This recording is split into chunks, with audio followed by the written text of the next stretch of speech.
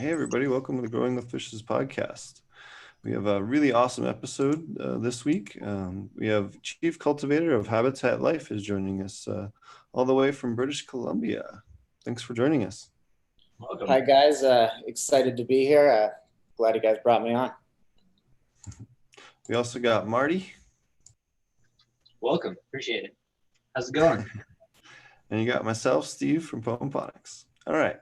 Tell us a little about yourself. You have a pretty amazing, or for those of you guys that don't know who Habitat Life is, they're the first organic aquaponic cannabis facility that's gotten licensed in any country. There's some hemp operations in the US.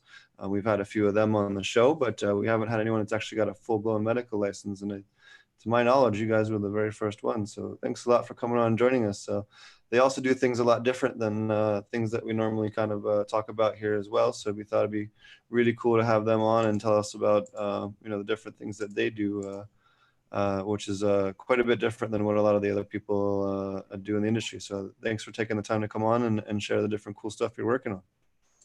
Wonderful.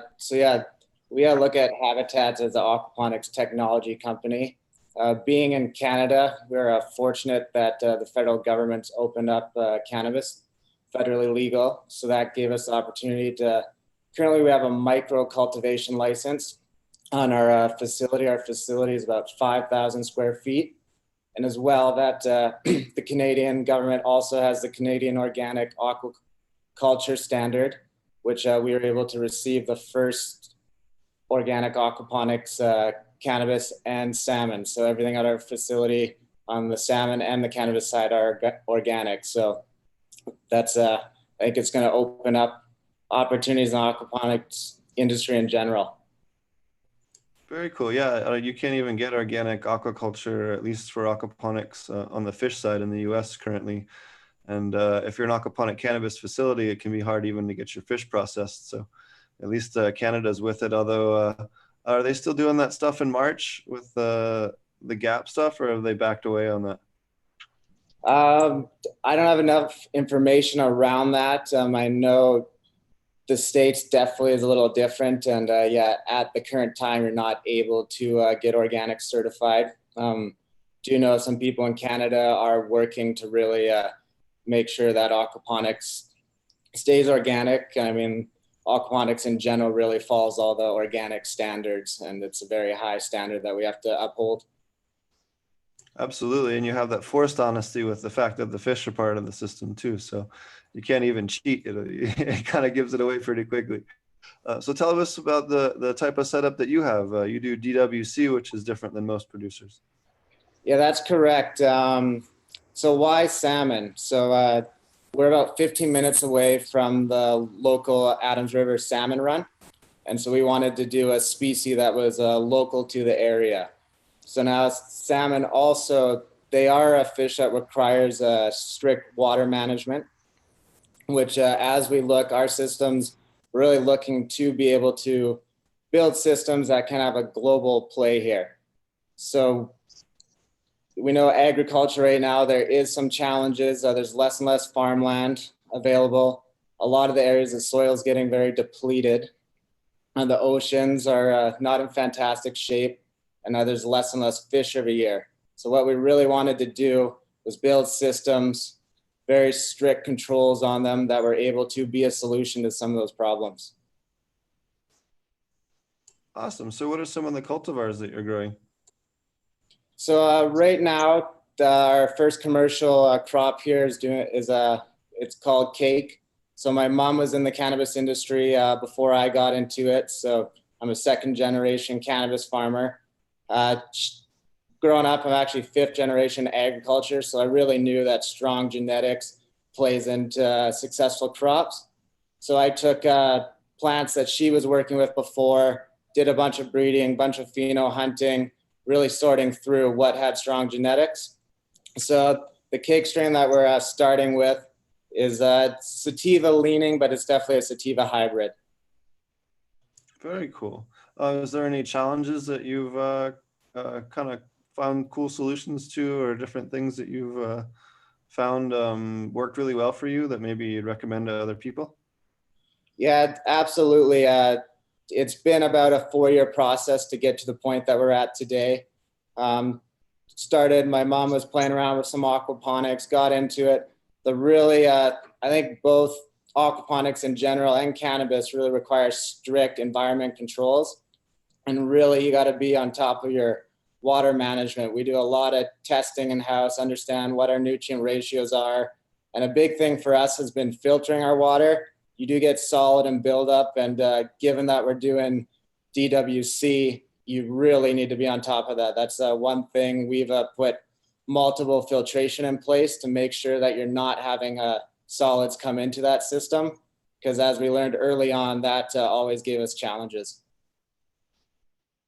What are some of the other, have you tried any other strains aside from cake, or what are some of the other things that you've experimented with along the way? Yeah, so when we were in the R&D stage, so in Canada, I did all the license that was for my own personal medical beforehand, and then we used that as the opportunity to really play around with our system. At that time, we threw several different strains in the room, really played around with what was going to be the best to move forward. And the reason we chose to go with the cake strain was due to there's some really solid yields on it as well. I quite enjoyed it. Awesome. What are some of the challenges you've found growing salmon? I know it's definitely one that I've had some challenges growing with aquaponics in the past. Yeah, so salmon, they're visual feeders.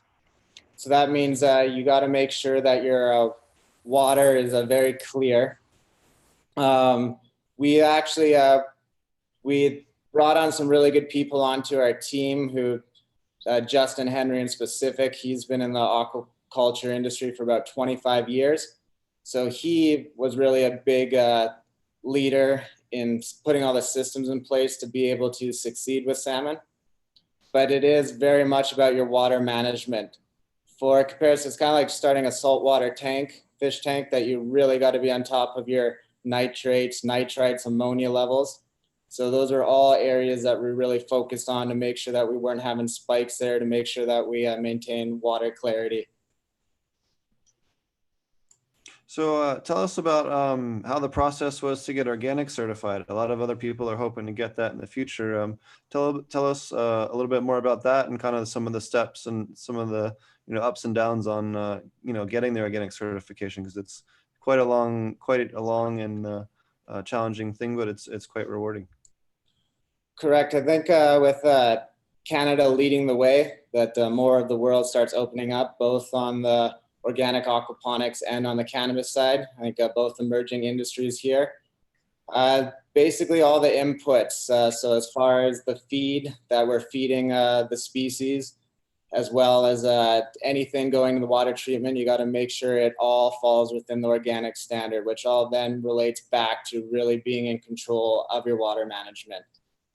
So right now, Canada is leading the way in those departments on the organic side in the aquaponics and cannabis industry right now. And I hope the world and Canada's been doing a good job, starts paying attention and opening it up a little more.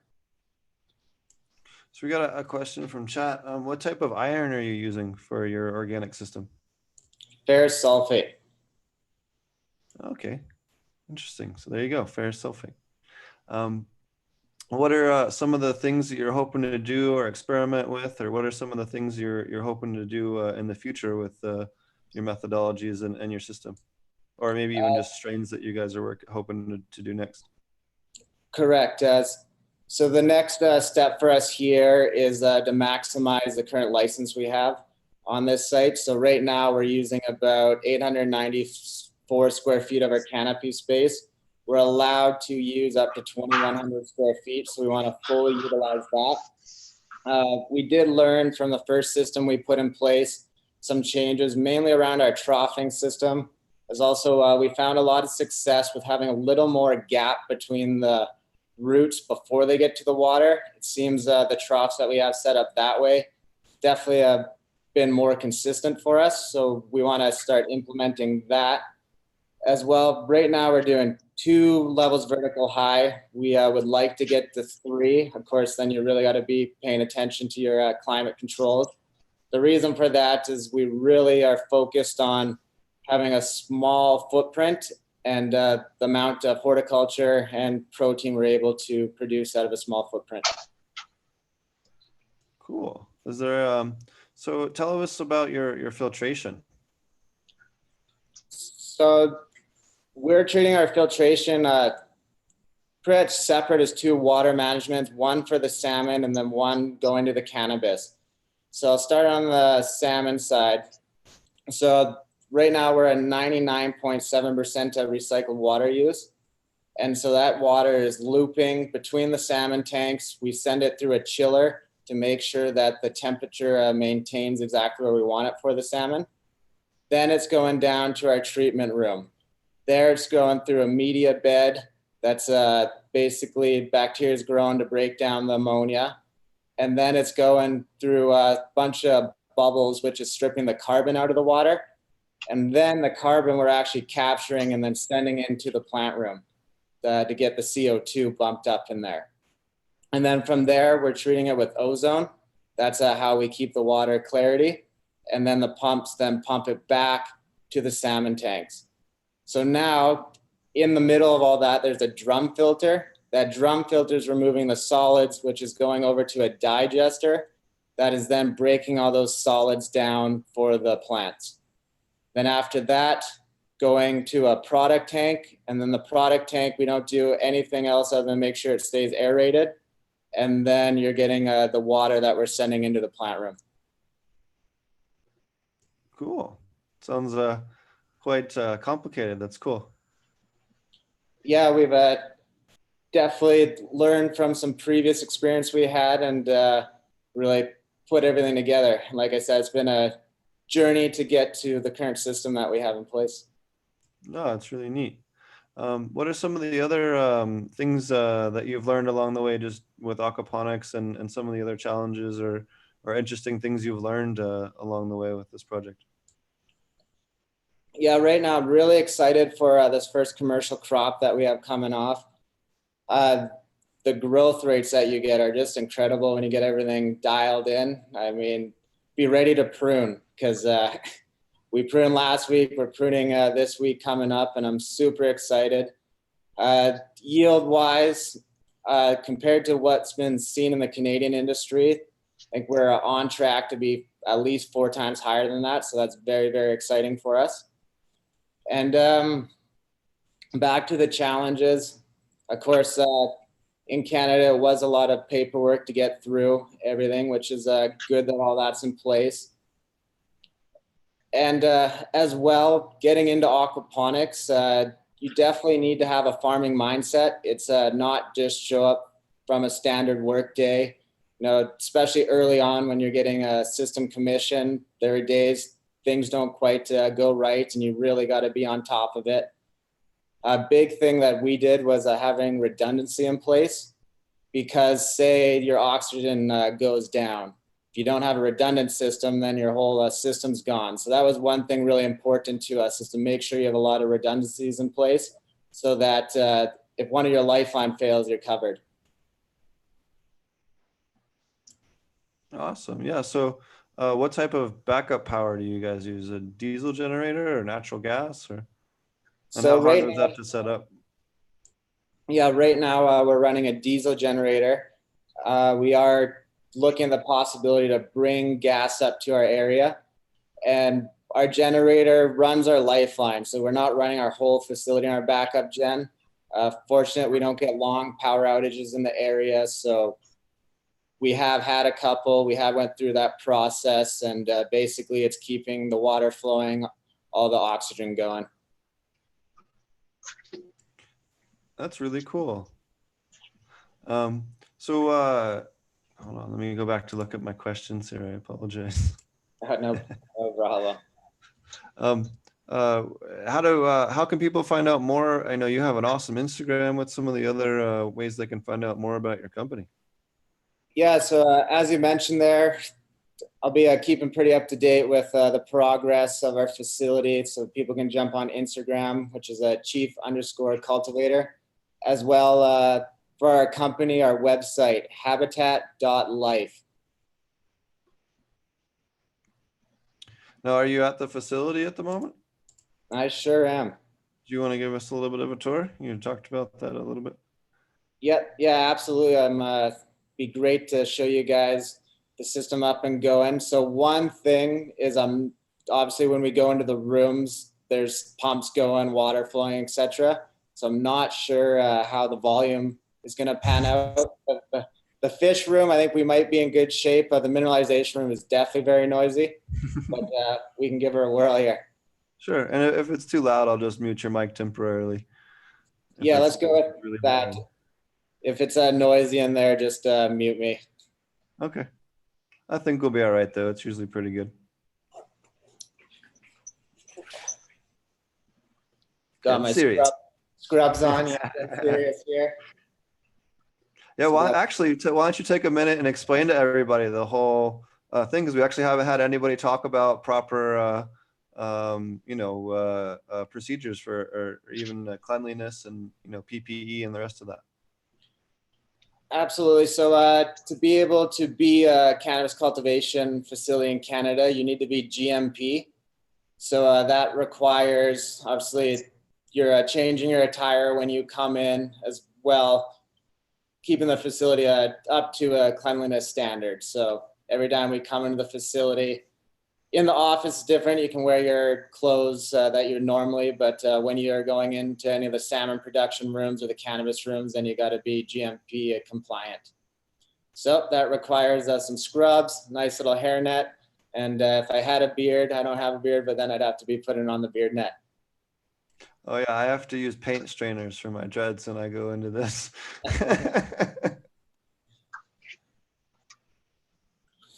It's all right. We'll start in the salmon room first off.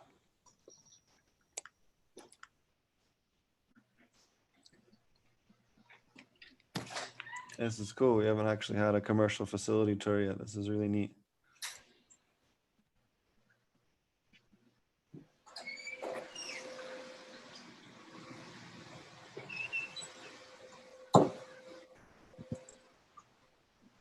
Turn the lights on here.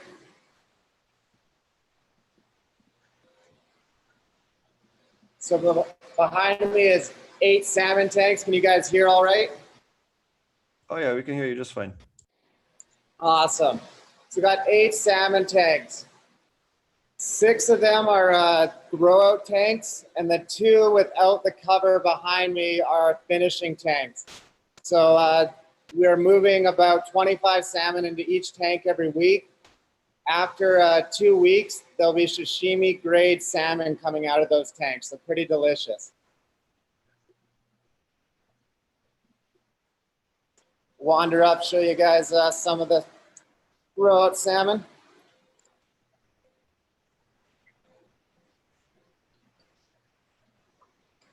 You guys able to see any fish? Oh yeah, we can see them swimming in there.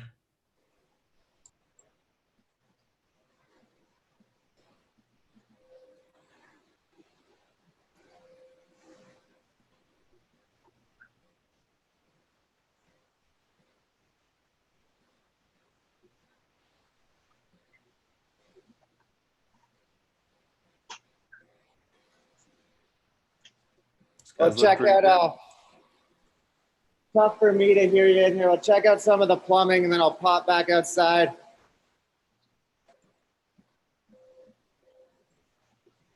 Those salmon look pretty big.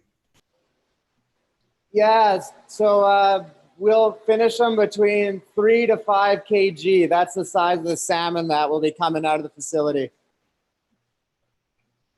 How long does it take them to grow to that length or weight? So it's 18 months from egg. In this facility, we're getting the salmon at as fry, so we're a 14-week process. So it's tough for me to hear. We can pop back in if you guys would like to check anything else out, but just answer some questions. Cool. They said, what do you feed the salmon? So that's mainly Justin's department, but it's like a black larvae, fly, and algae mix. Very cool.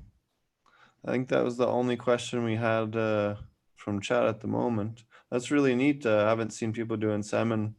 That's really cool. Yeah. So were you guys able to hear me? So the size. Oh yeah, Okay. we can hear you. It has a Zoom has a pretty good background noise canceller built in. It's pretty great. Awesome. Yeah, I wasn't able to hear you guys so good while I popped back out. Awesome. Well, why don't you show us the next thing?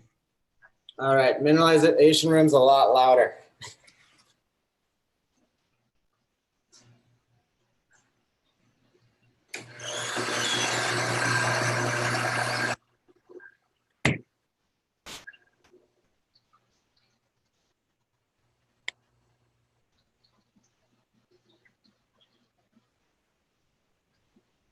Are those pH probes or?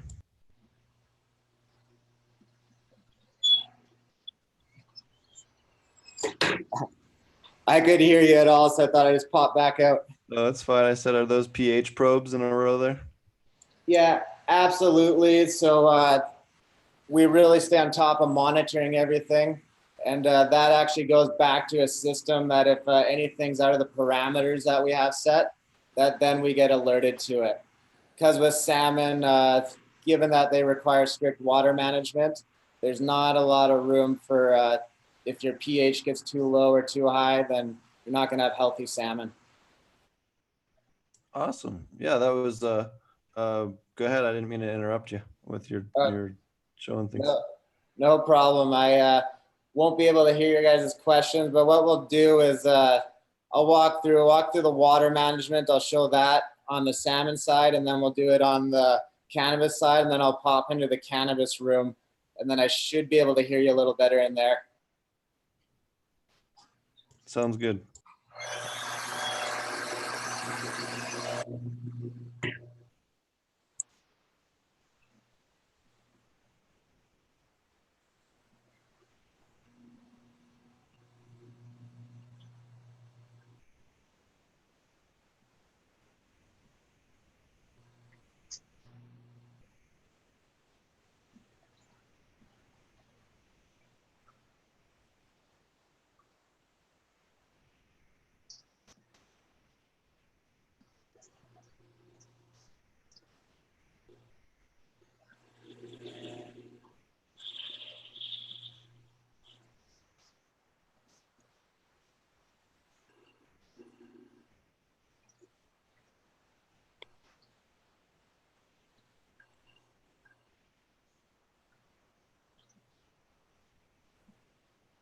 For those of you listening in the audio version, he is giving us a tour of the aquaponic nutrient mineralization room.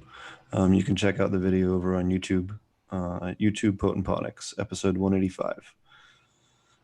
Growing with Fishes, episode 185. I'm sorry. I like the sign. No screw-ups, no injury.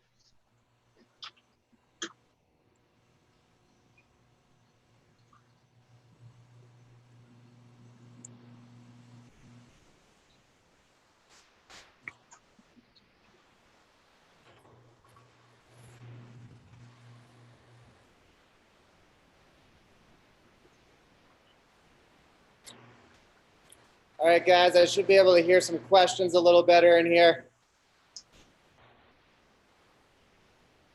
What questions do people have here in chat? I said, very interesting. Appreciate sharing. What type of lights do you have? Is another question we got. So we got 4 different LED lights in this facility. Originally, when we built this facility, it was to do a bunch of different trials. LEDs definitely what we will continue with. The technology always continues to improve in that department. So we're always looking for who's advanced in that area.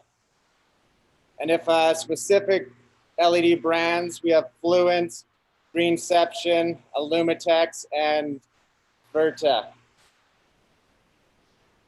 And which ones do you like the best so far? So far, we've seen the best results with the Greenception. Those have been our highest yielders and as well as highest cannabinoids that we've got out of our facility to date. And that's called the Greenception? Yeah, Greenception, they're a group out of the Netherlands. Interesting. That's really cool. What type of profiles are you getting, or have you gotten, if you're willing to share? As far as like the THC, Yeah. CBD results. So yeah, the Yeah. highest total cannabinoid count we've got so far is 29% with a 3% terpenes. Now, Canada testing is definitely a little different than the American testing. That's awesome. Yeah, no, that's really good. That's really cool. The room looks really good. Thank you. Yeah, we've still got a few improvements to make, like always, but we're definitely excited about this crop we have coming. Why don't you tell Does look people like what the life stage the plants are in right now? And there's a lot of people that maybe are seeing aquaponic cannabis facility for the first time watching this. Why don't you tell them a little bit about what's going on with the plants currently? So the plants right now are on a day 12 of flower.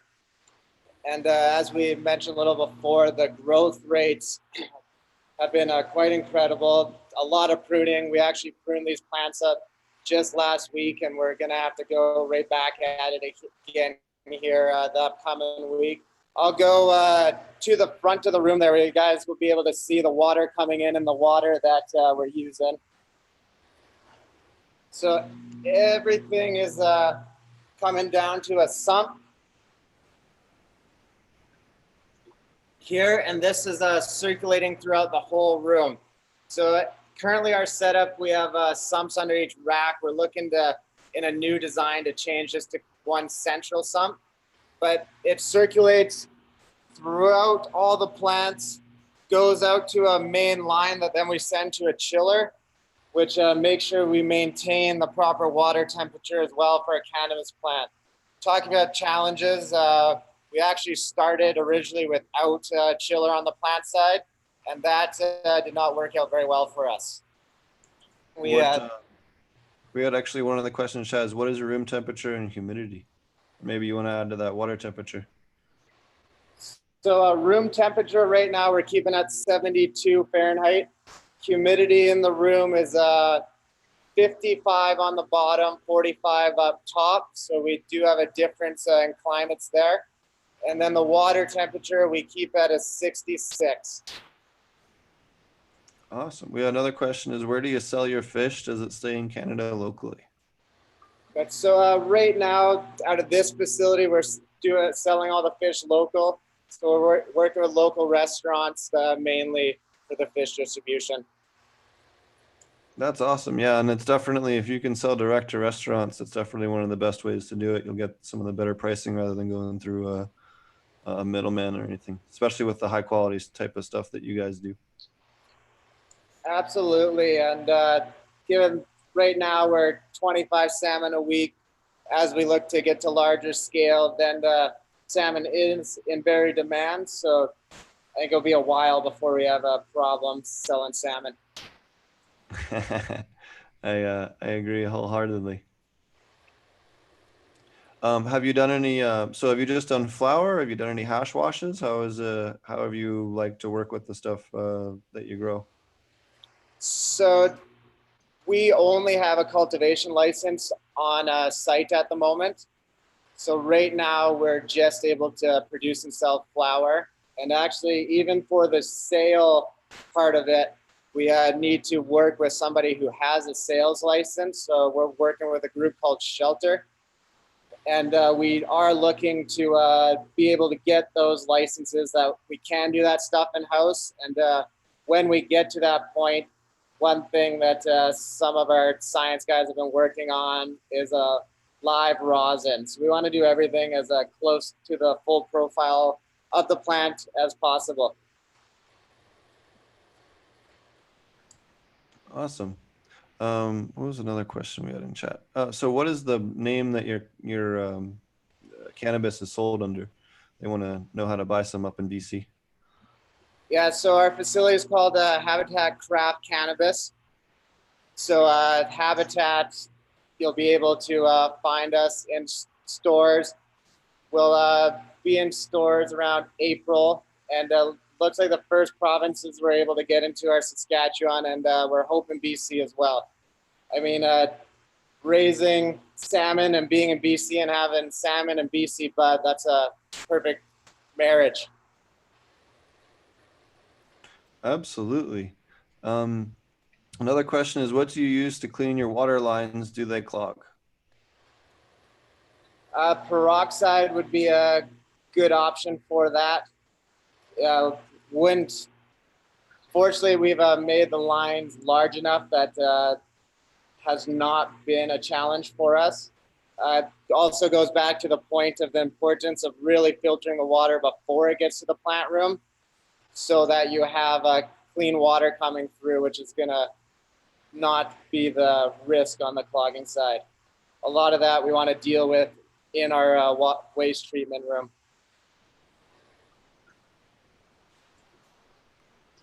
Awesome. Yeah, that's also the same thing. And if anyone's doing any systems at home, especially if they're doing vertical towers, make sure you do 1/2-inch lines or bigger. It will definitely clog if you don't go at least a 1/2 inch, but 1 inch at the minimum. What diameter plumbing? It looks like in the back they're using 1 inch or 1.5 inches or 1.25 inches. Correct. And I'll go to our main line here, which is much larger.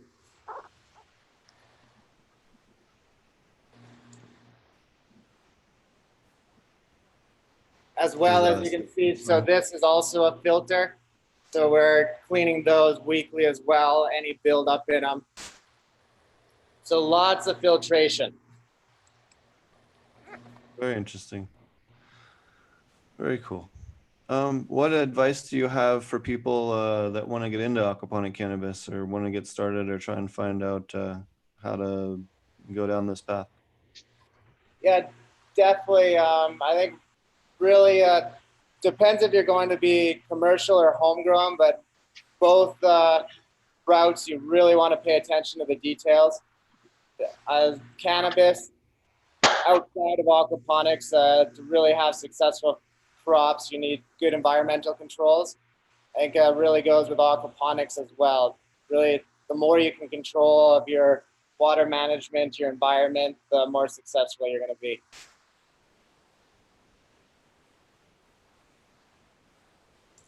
One of the popular products around here in Southern Oregon is actually infused jerky or infused salmon jerky. Have you guys ever thought about making your own infused salmon? Absolutely. So Canada just got into the edible space there on a federal level. So I think right now the only really rollout products are mainly chocolates and some oils, but definitely a space we're looking to get into. There is the licensing steps that we have to take. So we are a ways away before we'd be able to come out with products like that, just due to needing new space and new licenses to go with being able to do those products. Yeah, I know in the US, you can't get a meat processing license and a cannabis license on the same EIN number because the meat processing is federally regulated and cannabis is still Schedule 1 in the United States. So, you know, this causes some issues where the inspectors can't set foot on your property without breaking federal law, which they won't do, which is always fun. So, yeah, it's going to be interesting as everything comes together. Obviously, it's new to the government and going through all the processes. And then, as you mentioned, when you start bringing on the food board and regulations, it's its whole own department as well and how they like to handle things. We do have a good start here, given that there is strict GMP protocols that we have to follow, but definitely different. yeah, it's also a good reason why you should keep the fish and the filters and the plants all in separate rooms as well for cleanliness and for GMP. That was exactly our thoughts around it as well.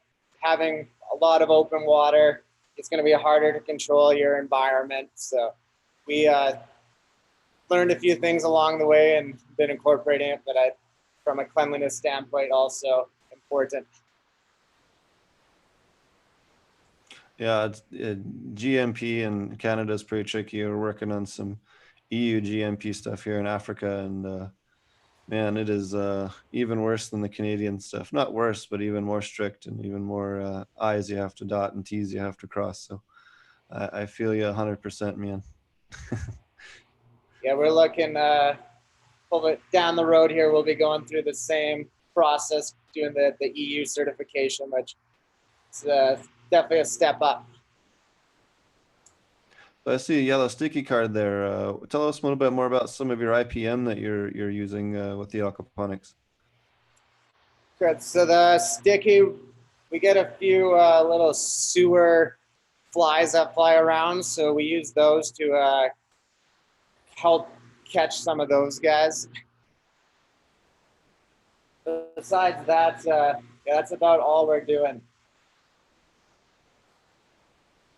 As long as you keep your place clean and you start from seed, it can be pretty tricky to get issues, you know, especially if you're actually taking proper care.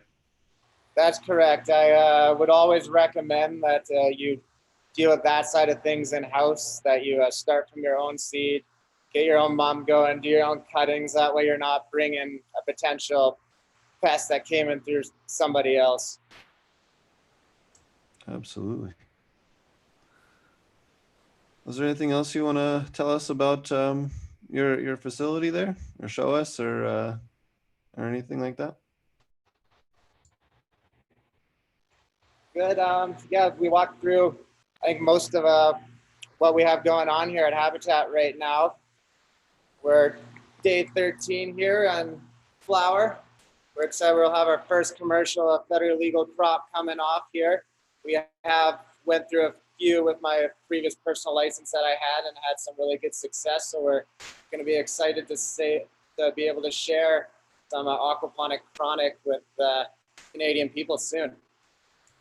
You'll have to let me know when you guys are right before harvest. We'll get you back on the show that week, and you can show everybody the progress. It'd be really cool. Yeah, that sounds wonderful. Definitely touch base here in 6 weeks, and we'll show you guys some full-blown buds. See if we can get a few that are bigger than my fist. I think so. That'd be great. Really cool to see something a lot different than most people's other facilities. It's really neat. Oh, here's a question. How many people work on the grow site? So on the grow side, we have about 3 people that focus on that. So that's actually myself, my mother, and then Ryan. As our company and on the technology side and looking for expansion opportunities here, we're a 14-person company. And as well, taking care of the salmon also requires a couple operations people. Awesome. All right. Well, is there any other advice you have for people applying for a Canadian license, other than the application is very long and lengthy? I know our processing application was 1,400 pages. That is correct. I'd recommend prepared to be patient. We started that process in about 2017, so it takes time as well. Don't cut corners with it, because if you do that, I know there's a handful of scenarios that don't seem to then get through the process, or they just keep getting held back there. So really, also get advice if you need it. There's people that will really help with the SOPs out there, and it is a tough process to go through. Yeah, especially if you've never done something like that before, it can be quite the challenge. And you know, your facility looks awesome. Well, thank you, and yeah, appreciate you inviting me on to your podcast and all the awesome job you've done getting the aquaponics story out and sharing the knowledge around it. So why don't you tell everybody how to find you and your company and how they can buy your weed? Sounds good. So jump on our company website, which is habitat.life, And then follow me personally on Instagram. You can go to chief_cultivator. You'll be able to keep up to date with photos from the facility. And getting our product there. So Shelter will be doing the distribution for us. And it sounds like Saskatchewan for sure will have our product in. And BC, we are gunning towards by the time this harvest is off to be able to have it in BC as well. Awesome. Well, I appreciate that, and hope to see you here in 5 or 6 weeks. Totally agree. Look forward to chatting then. Awesome, man. Thanks again. Thanks, Steve. Cheers. Hey, Marty, how's your garden going?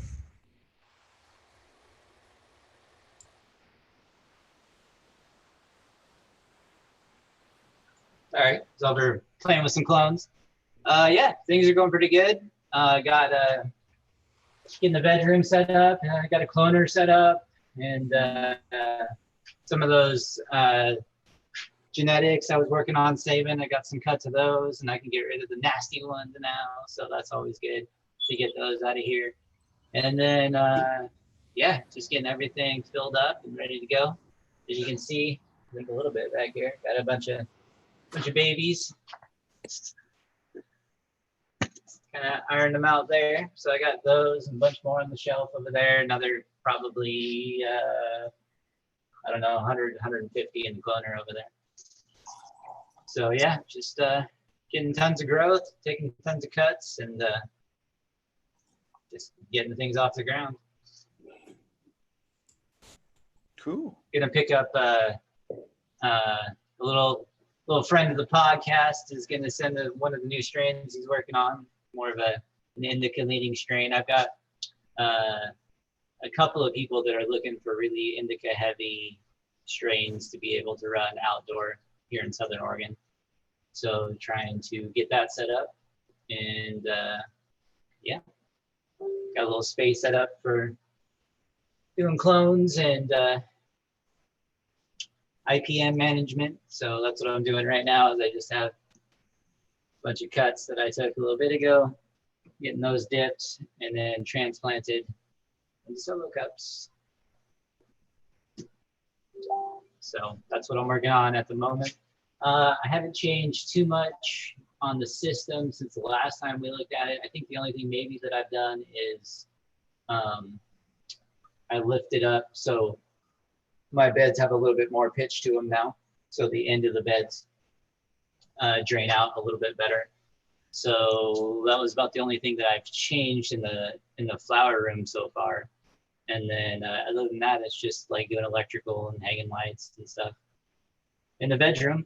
So we'll have that online, be able to do a tour of that pretty soon, which I'm technically in right now, but it's just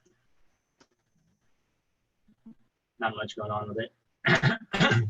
So a couple of the systems that I've had before, like in the garage, I'll have set up in here. We've got one going right now. So all the moms will be in here. I'll have a couple racks full of clones and getting some new strains off and rolling. So yeah, that's about it.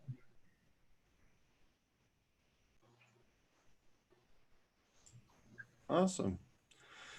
Yeah, we've just been dealing with the whole circus that is customs when you're trying to be the first person that imports legal cannabis seeds into a country, and having to explain to the guy at customs that you're actually allowed to do this and that you have a permit and that they need to, you know, take you seriously and all that. So that took a little bit of about a week longer than we wish it would have taken, but we should hopefully have those cleared on Monday, which will be good.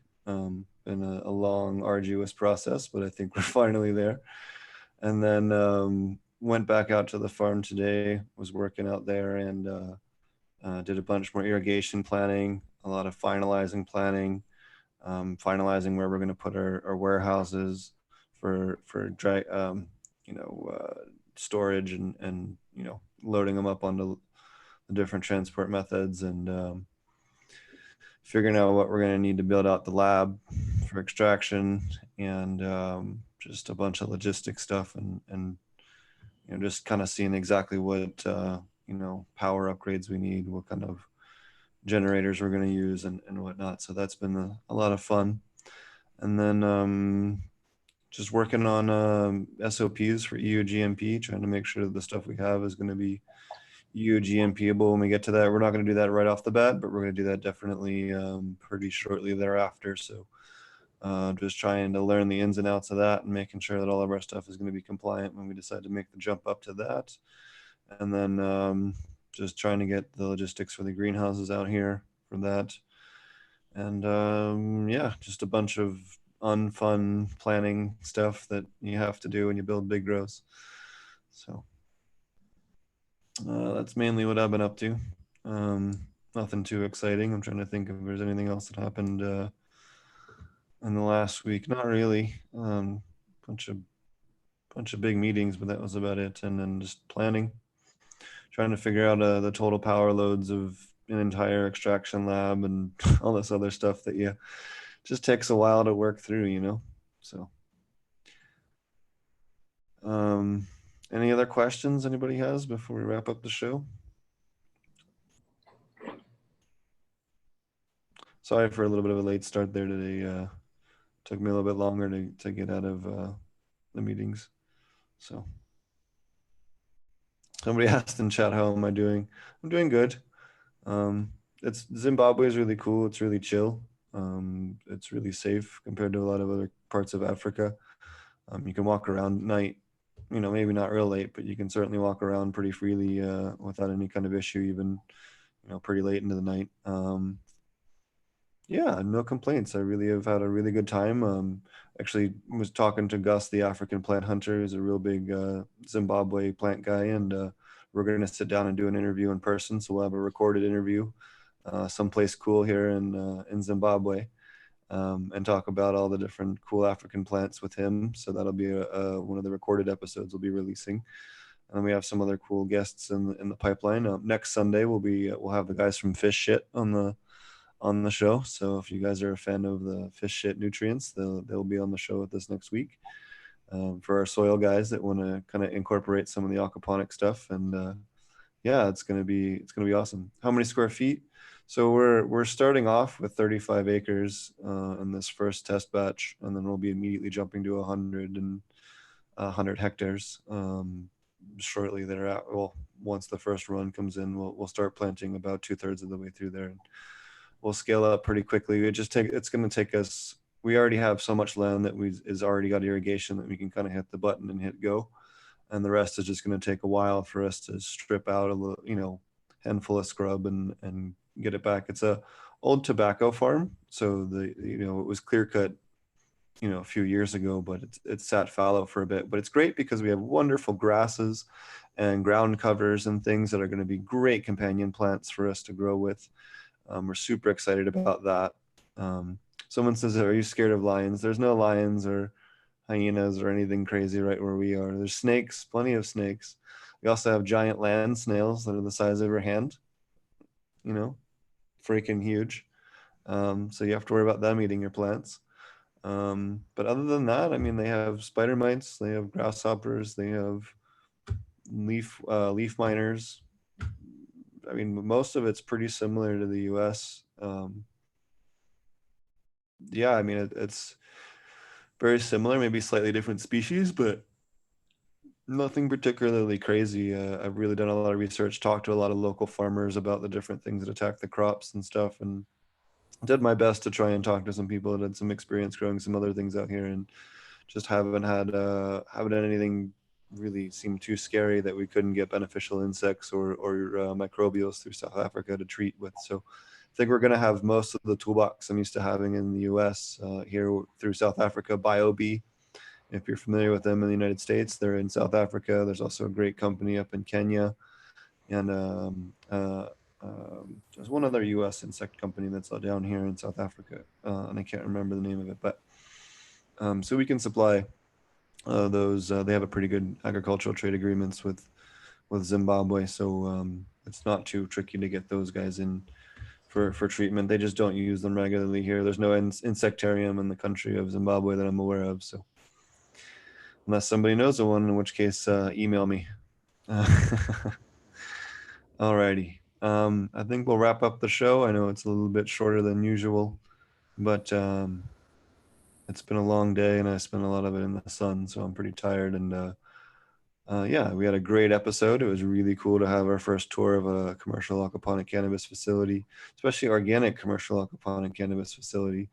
And yeah, it was really great, and hope to see you guys again soon. Again, we'll be back again on Sunday with a live episode with um, Fish Shit, the guys from Fish Shit, and then we'll have either this week or next week we'll have a recorded episode with Gus, the African plant hunter. Maybe I'll put it out after that or save it for a week when we're unable to get up live. But yeah, so that'll be fun, and yeah, appreciate everybody taking the time. And we'll see you guys on next Sunday. You can check out the podcast at iHeartRadio, SoundCloud, YouTube, iTunes, any of the different places that you can listen to podcasts. Alrighty, cheers. Thanks a lot.